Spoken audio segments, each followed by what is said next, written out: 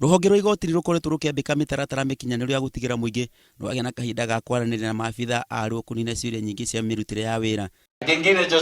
Mweke ucio urarutitwo kuri aikari a Meru aria marari na mweke mwega wa gucemania na maabitha a igoti na maroria ciuria ciao. Igongona rĩrĩ rĩratongoretio ni mucirithania Wendo uria ugite ruhonge rwa igoti ni rugutigira kihoto ni giatuika ngo ya muingi. The judiciary recognizes that its power is derived from the people and it has to go back to the people.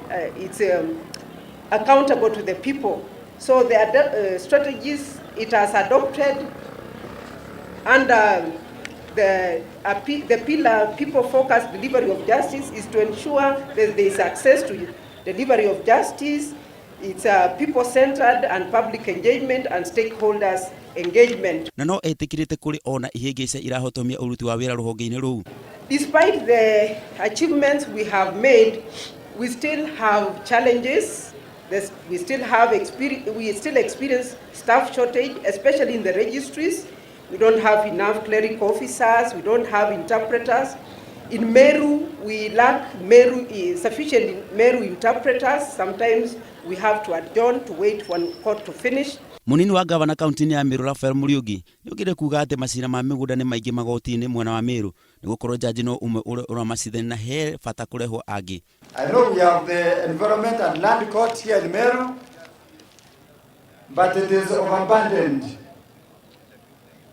Kwa sababu hapa Meru kesi zetu zile nyingi na hata wananchi hao wanajua kesi zetu nyingi zinahusu mambo ya land, mambo ya ardhi.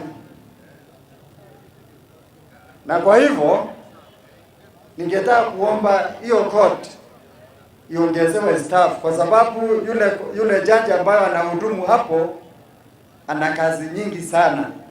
Maciira ma mĩgũnda nĩ makoretwo marĩ maingĩ magoti-inĩ guothe bũrũri-inĩ na hihi mangĩnyihanyiha no maeherie mũhatĩkano magoti-inĩ. Handũ-inĩ ha Inooro TV njĩtagwo Simon Macharia wa Wangui.